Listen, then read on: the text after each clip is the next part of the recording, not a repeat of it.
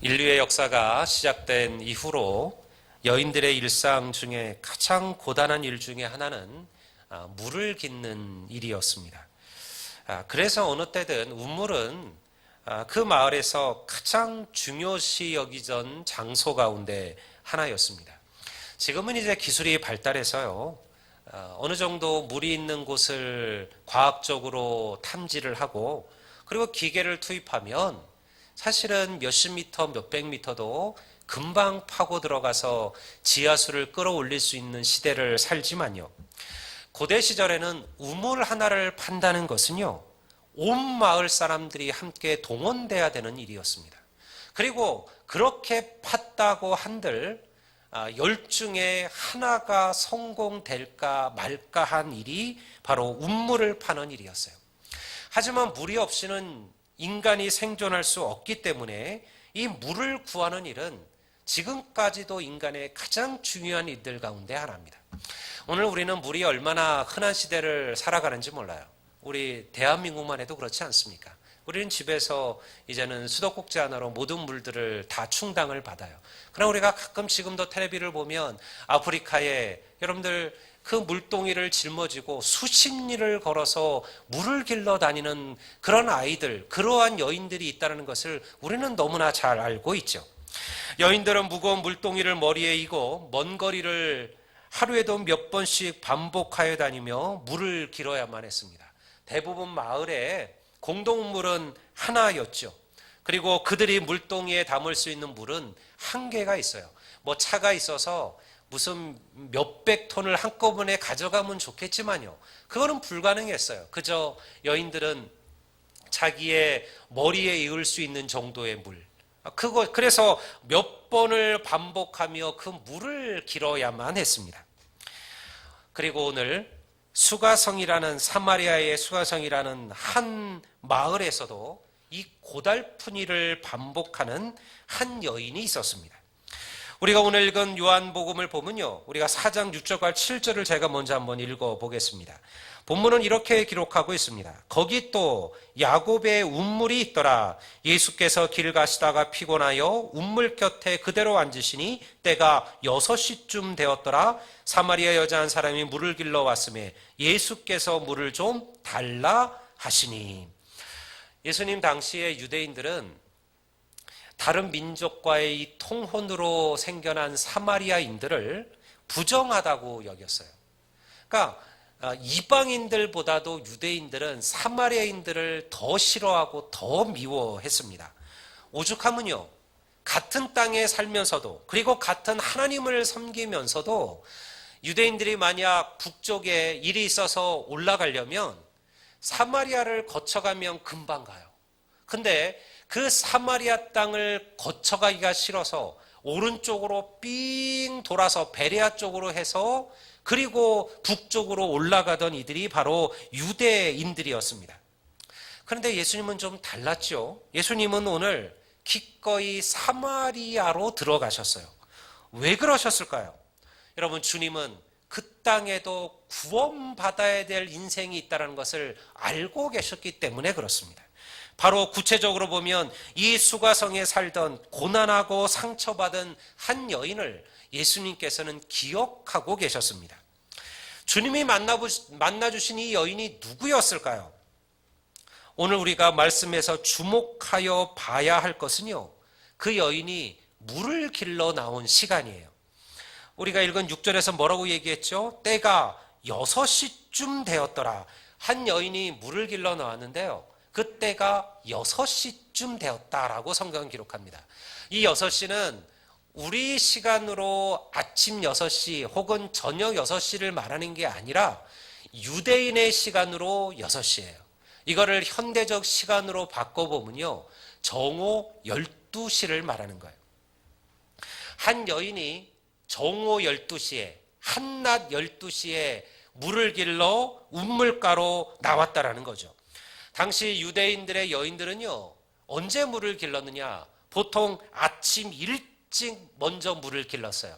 아침을 하기 전, 그리고 해가 뜨겁기 전 와서 먼저 물을 기르고요. 그리고 나서 오후 저녁 먹기 전, 저녁을 준비하기 전 한 4시쯤, 이제 해가 그 뜨거움이 사라졌을 때, 그때쯤 나와서 또 물을 길러 갔다는 거죠. 한낮 땡볕 12시에 물을 길러 나오는 여인들은 없었어요. 그런데 왜 이 여인은 이 정오 한낮 12시에 물을 길러 나왔을까요? 이유는 간단하죠. 그 여인은 그 시간에 그 운물에 아무도 없다는 것을 알았기 때문에 그 시간에 거기에 나온 거예요. 다시 말해서 의도적으로 다른 사람들을 피하여 그곳에 물을 길러 나왔다라는 거예요. 그럴 만한 이유가 있었을까요? 운물, 우리나라도 마찬가지였지만요. 운물은 여인들이 모든 이야기들과 모든 소문과 모든 즐거움들이 항상 퍼져나가던 장소였어요. 사교의 장소죠. 옛날에 운물가라는 것은요, 많은 여인들이 모여서 누구 집 김서방이 어떻고 누구 집 개가 어떻고 이러면서 웃고 떠들고 얘기하고 하던 장소가 운물이었어요. 그런데 이 여인은요, 지금 전혀 사람이 없는 시간에 혼자 운물에 물을 길러 나온 거죠. 그 이유가 있다라는 거예요. 오늘 우리가 예수님과 이 여인의 대화를 살펴보면요, 그 답을 찾을 수가 있어요. 16절 19절을 제가 한번 보겠습니다. 이르시되 내 남편을 불러오라. 여자가 대답하여 이르되 나는 남편이 없나이다. 예수께서 이르시되 내가 남편이 없다는 말이 옳도다. 너에게 남편 5이 있었고 지금 있는 자도 내 남편이 아니니 내 말이 참되도다. 여자가 이르되 주여 내가 보니 선지자로소이다. 이 여인의 이 이야기 속에요, 이 여인의 이야기가 사실은 숨겨져 있는 거죠.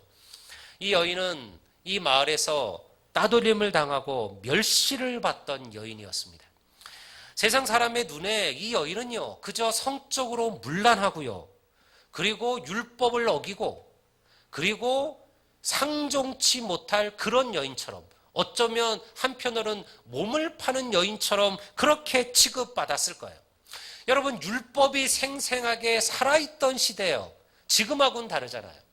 여러분, 어떠신가요? 남편이 5이 있다. 부러우신가요? 지금도 그게 익숙한 시대는 아니잖아요. 우리가 한 번, 두 번 인생에 뜻하지 않은 삶의 고통과 어떤 문제 때문에 헤어질 수도 있죠. 만날 수도 있죠. 그러나 아마 지금도 남편을 5을 가졌다? 이러면 아마 사람들은 좀 이상하게 보겠죠. 무슨 일이 있었을까? 저희는 어떤 삶을 가졌을까? 그렇게 생각하지 않을까요?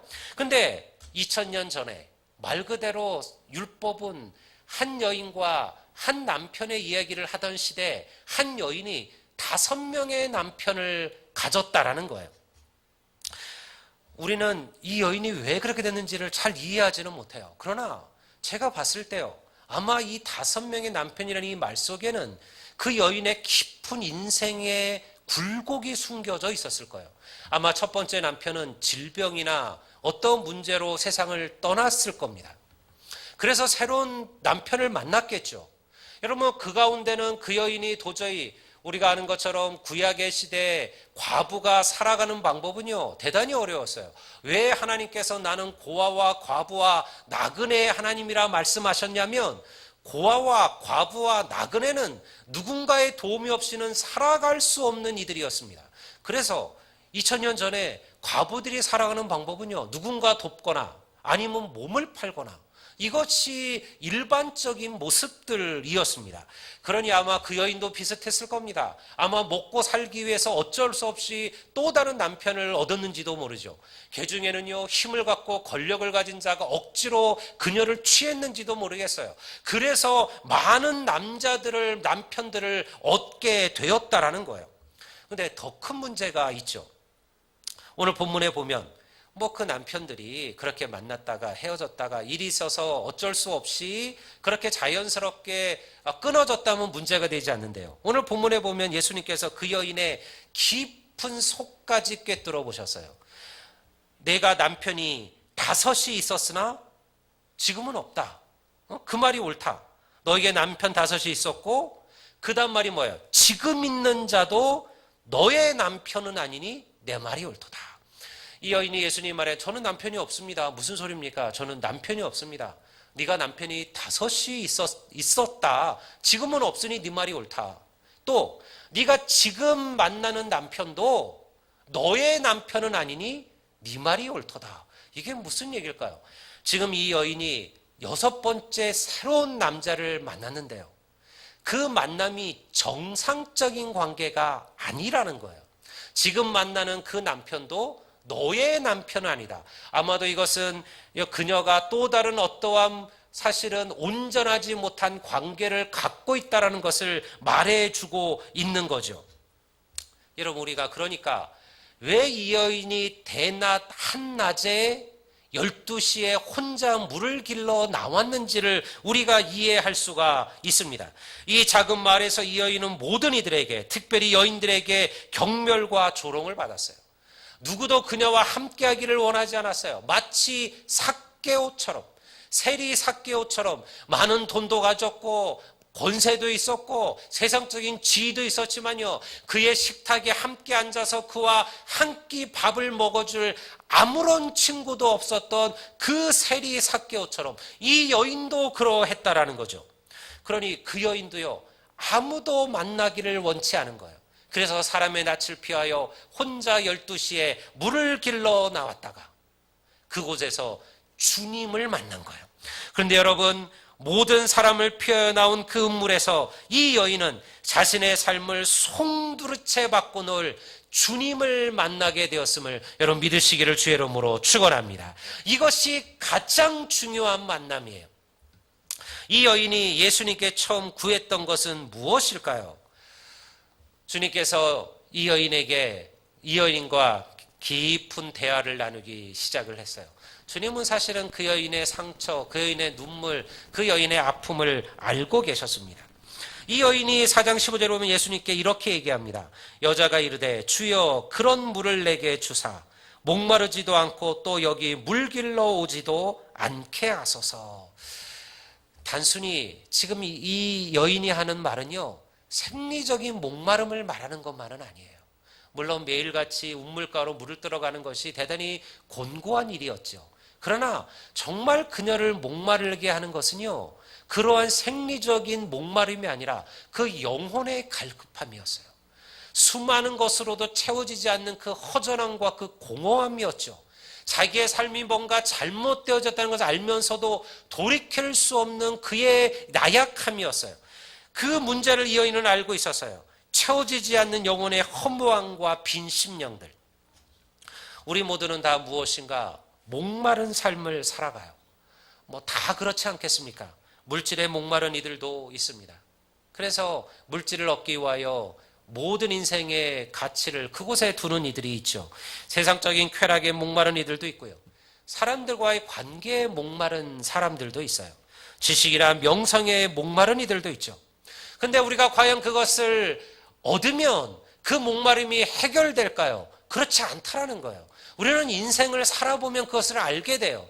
내가 요것만 얻으면, 내가 여기까지만 올라가면, 내가 요 정도만 되면 내 이 목마름이 사라질 것이다. 그렇잖아요. 우리가 거기에 도달하는 순간 우리는 또 다른 목마름을 경험하게 마련이죠. 바다를 표류하는 이는요, 목마름으로 죽어요.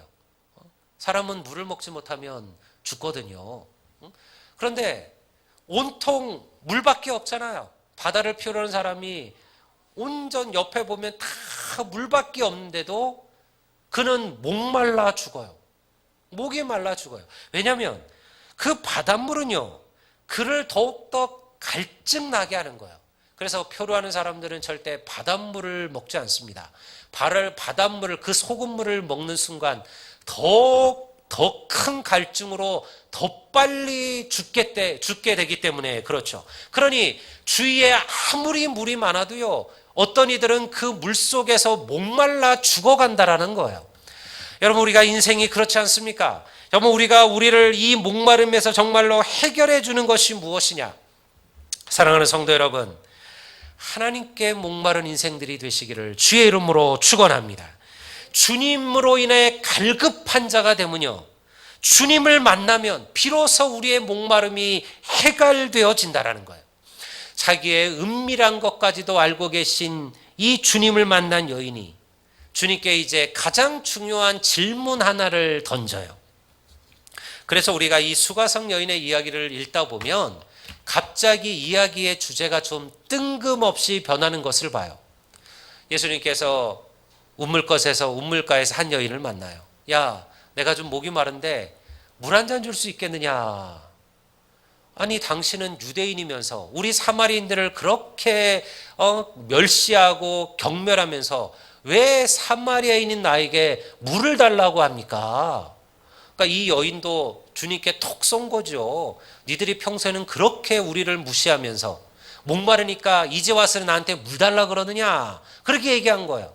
예수님께서 야, 너에게 물을 달라고 하는 내가 누군지를 네가 안다면 네가 나에게 오히려 물을 달라 하리라.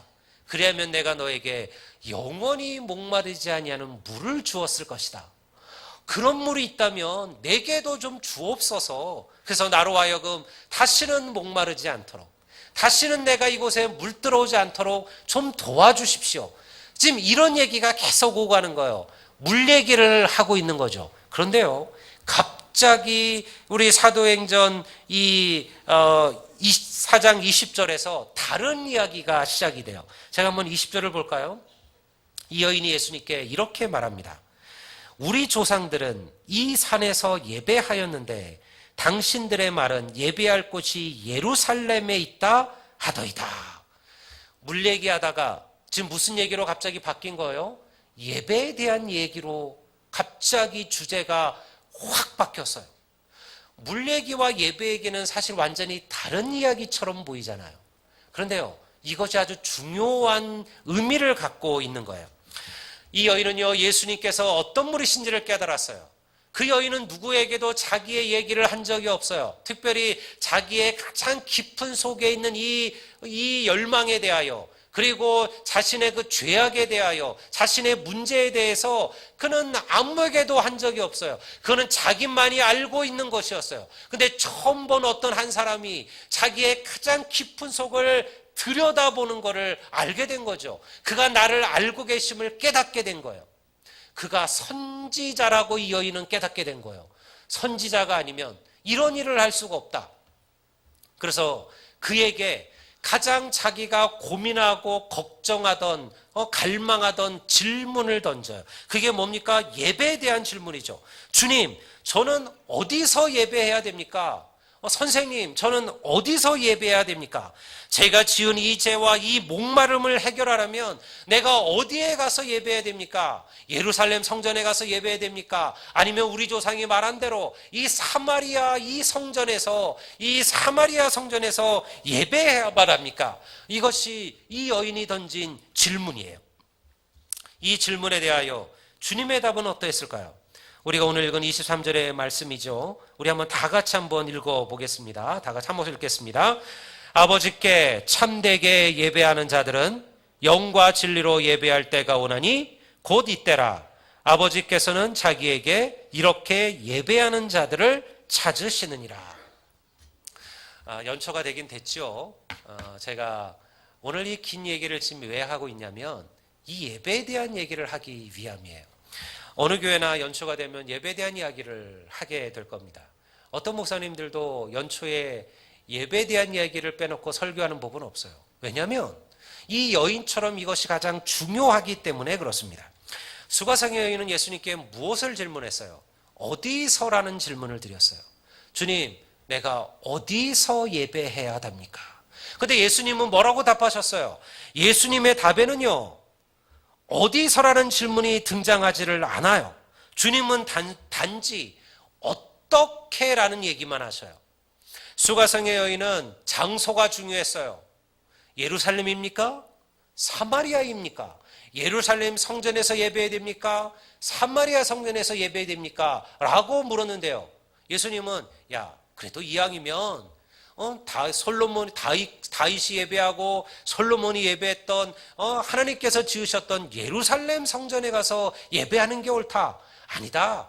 뭐 거기까지 뭐하러 가느냐. 이 그리심산 사마리성 그리심산에도 아주 잘 지은 사마리 성전이 있으니까 네가 거기서 예배해라. 이렇게 얘기하지 않았다는 거예요. 주님은 전혀 그것에 대해 답하지 않았어요. 단지 이렇게만 얘기했어요. 하나님은 하나님께 참되게 예배하는 자들은 영과 진리로 예배할 때가 오나니. 어디서라는 질문에 대하여 주님은 어떻게라고 답하셨던 거죠. 어디서 예배하는 것보다 더 중요한 것은요, 어떻게 예배하느냐예요. 어떻게 예배하느냐. 오늘 우리 예배가 살아있지 못하고 은혜 충만하지 못한 이유는요, 어디에 문제가 아니에요. 교회 문제인가요? 우리 교회가 작아서? 우리 교회 시설이 부족해서? 우리 교회가 어째서? 아니에요. 우리가 대형 교회를 가고, 우리가 잘 갖춰진 교회를 가고, 우리가 모든 것이 완벽한 교회를 가서 예배하면 우리의 예배가 더 생생하게 살아있을 것이냐? 아니에요. 사랑의 교회에서 예배를 해도, 온누리교회 가서 예배를 해도, 어디 겨자씨에 가서 예배를 해도요, 여러분, 영과 진리로 예배할 준비가 되어 있지 않으면요, 그들은 절대 은혜를 받을 수가 없는 거예요. 설령 여러분들 단 10명이 모이는 5명이 모이는 개척교회, 상가교회 지하 단칸에서 예배할지라도요, 그들이 성령과 진리로 예배하는 자들이라면 하나님께서는 그 예배를 받으실 줄로 믿습니다. 그래서 정말 중요한 문제는 우리가 어떻게 예배하는 자냐는 거예요. 하나님은 어떠한 자를 찾으십니까? 예배하는 자들을 찾으시는 거예요. 우리 아델리안 교회가 영과 진리로 예배하는 교회, 하나님이 찾으시는 교회가 되기를 주의 이름으로 축원합니다. 저는 많은 교회를 목회하면서 많은 예배들을 주관했어요. 근데 정말 제 마음에 남는 교회, 제 마음에 남는 그러한 성도들이 어떠한 이들인가?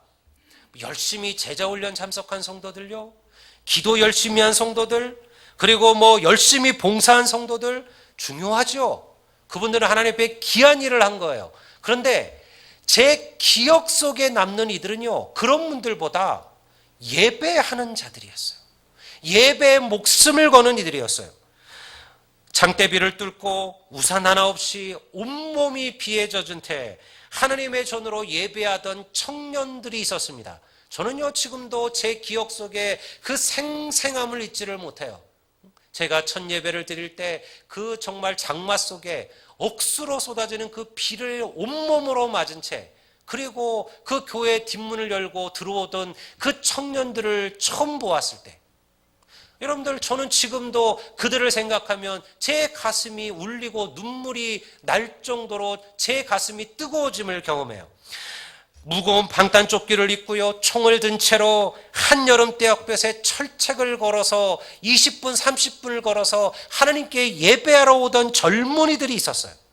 목회자의 기억 속에도요, 여러분, 그들에 대한 가슴 떨림이 있을진데 그렇게 예배하는 성도들을 향하여 하나님은 어떠한 마음으로 그들을 바라보실까요?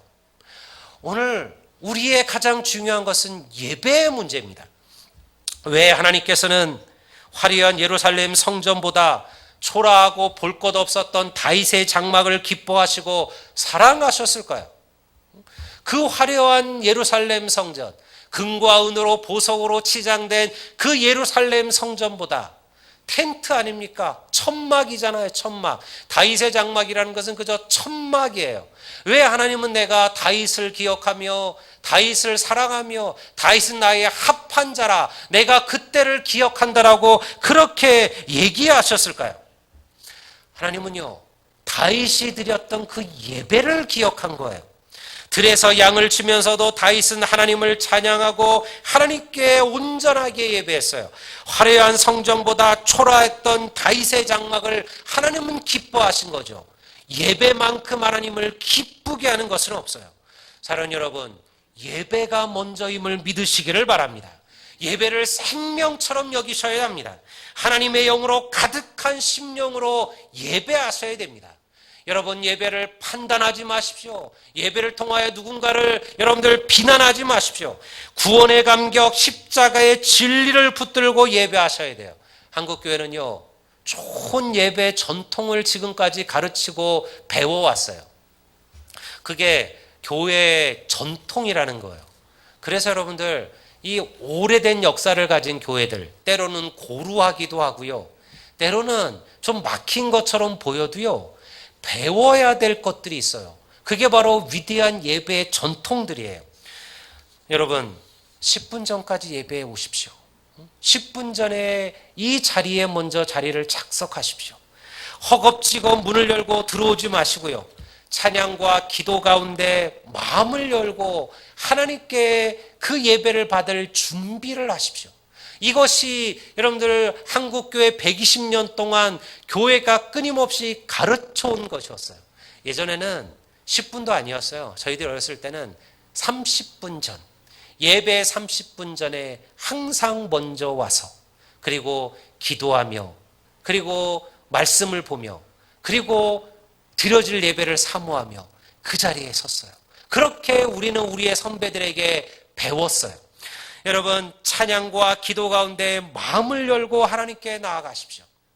여러분들 찬양을 할 때 여러분들의 마음을 여십시오. 그것이 잘 아는 곡이든 잘 모르던 곡이든 괜찮아요. 중요한 것은 그 찬양에 우리의 마음을 담는 거예요. 하나님은 그런 예배를 사랑하시는 거죠. 여러분의 자세와 마음을 바르게 하셔요. 여러분 예배 중에 오직 하나님께만 집중하십시오. 옆 사람들과 여러분 예배 시간에 이야기를 삼가하십시오. 다른 것에 마음을 두지 마십시오. 여러분 예배 시간에 스마트폰 들여다보지 마세요. 그거는 여러분들 하나님께 드리는 예배를 하나님을 만홀히 여기는 일들이에요. 여러분 불필요하게 자리를 이동하지 마십시오. 그것은 하나님께 드리는 예배를 우리가 깨는 것과 마찬가지이기 때문에 그렇습니다. 주님의 말씀이 선포되는 강단을 가까이 하기를 사모하셔요. 여기 지금 다 비었잖아요. 이제 우리 중고등부가 이제 11시에 자체 예배를 드려요. 여러분들 중고등부가 크게 부흥이 됐어요. 이제 10명이 넘어갔어요. 한 명도 없던 중고등부가 이제는 10명이 넘어서 자체 예배를 드리게 됐어요. 11시에 밑에서 지금 예배하고 있습니다. 여기 다 비어 있잖아요. 앞쪽도 비어 있잖아요. 여러분 여기부터 사모하십시오. 그게 제가 제 부모님에게 제가 제 믿음의 선배들에게 배웠던 그런 예배에 대한 얘기였어요. 항상 하나님의 전을 앞자리부터 채우고 그리고 열린 마음으로 주의 말씀을 들으라 그렇게 배웠습니다. 이것이 바로 우리가 예배하는 어떻게 예배하는가의 문제라는 거예요. 하나님을 만나기를 사모하십시오. 그리고 주님의 말씀 앞에 귀를 기울이십시오. 여러분들은 목사의 설교를 듣기 위하여 이 자리에 오신 게 아니에요. 그렇다면 저보다 더 설교 잘하고 저보다 더 인격 있고 저보다 더 재밌게 설교하는 목회자들이 왜 없을까요? 여러분 저희의 이야기가 아니라 하나님의 말씀을 듣기 위하여 이 자리에 나오신 거예요. 누가 이 강단에 누가 이 자리에 서든지 간에 그를 통하여 주의 음성 듣기를 사모하셔야 돼요. 그것이 바로 영과 진리로 예배하는 자들이에요. 하나님은 오늘도 우리가 이 예배 가운데 서기를 원하십니다. 몸은 이 자리에 있지만 우리의 생각과 우리의 마음은 다른 곳에 가 계시면 안 돼요. 여러분 예배할 때마다 하나님께 집중하십시오. 내가 온전히 하나님만 바라보겠습니다. 내가 온전히 주의 말씀에만 내 귀를 열겠습니다. 온전히 내 마음은 하나님을 기억하겠습니다. 그것이 바로 영과 진리로 예배하는 자들이에요. 하나님은 예배하는 자들을 찾으십니다. 하나님은요 그렇게 주를 예배를 사모하는 자들을 원하셔요. 주의를 온전히 성수하십시오. 어려워도요 여러분들 예배 자리에 서십시오. 오후 예배를 기쁘게 기다리시고 사모하십시오. 주의 말씀을 기대하십시오.